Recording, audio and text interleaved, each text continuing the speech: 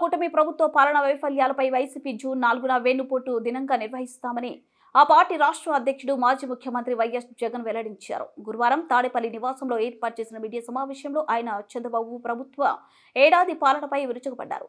ఎన్నో హామీలు ఇచ్చి అధికారంలో వచ్చిన కూటమి సర్కార్ ఏ ఒక్క హామీని నిలబెట్టుకోలేకపోయిందని విమర్శించారు. ఏపీలో ఎన్నికల ఫలితాలు వెలువడ్డ జూన్ 4న వెన్నుపోటు దినాన్ని నిర్వహించి కలెక్టర్లను కలిసి హామీల డిమాండ్ పత్రాలను సమర్పిస్తామని తెలిపారు.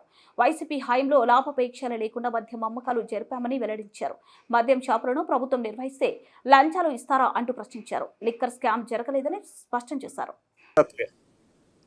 2 నెలల తర్వాత ఆయన సమయం కూడా పెంచింది లేదు, ఎక్స్టెన్షన్ ఇచ్చింది లేదు.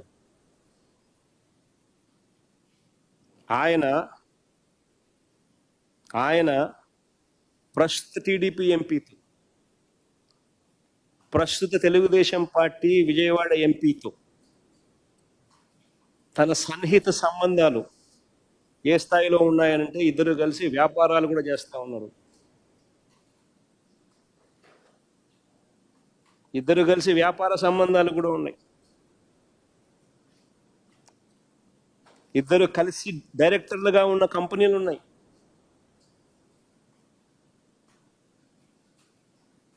ఈ వ్యక్తి అయితే తెలుగుదేశం పార్టీకి సంబంధించిన సన్నిహిత సంబంధాలతో కలిసి ఉన్నాడు. ఈ వ్యక్తిని తీసుకొస్తే ఈ వ్యక్తిని సులభంగా ప్రలోభ పెట్టచ్చు అని ఈ వ్యక్తిని తీసుకొచ్చారు. ఈ వ్యక్తి మీద ఒత్తిడి తీసుకొచ్చి ప్రలోభాలు పెట్టి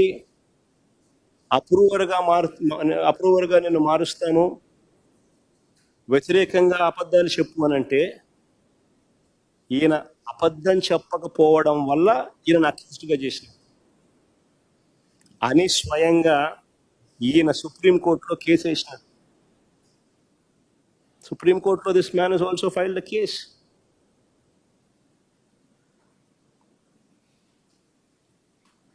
ఒకవేళ ఈయన కూడా వీళ్ళకి కావలసిన పద్ధతి ప్రకారం స్టేట్మెంట్ గానా ఇచ్చిందంటే ఈయనను కూడా వాసుదేవి రెడ్డిని వదిలేసినట్టుగానే వదిలేసింది.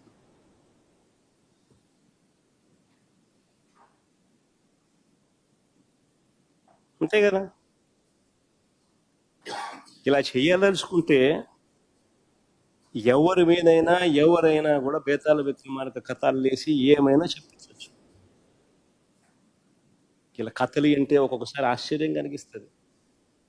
అందరు ఎక్కడో కలిశారు అంటాడు. కలిస్తే గూగుల్ టేక్అవుట్స్లో ఉండవా?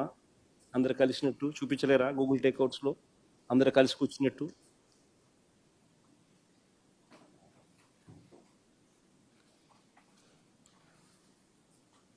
అసలు ఇలాంటి వారు తప్పుడు వాంగ్మూలాలతో కుట్రలు చేసి చంద్రబాబు ఒక బేతాళ కథల్లి సంబంధం లేని వ్యక్తులను లెఫ్ట్ రైట్ సెంటర్ అరెస్ట్ చేసే కార్యక్రమాలు చేస్తూ ఉన్నాడు. రాజంపేట ఎంపీ అయిన మిథున్ రెడ్డికి ఏం సంబంధం?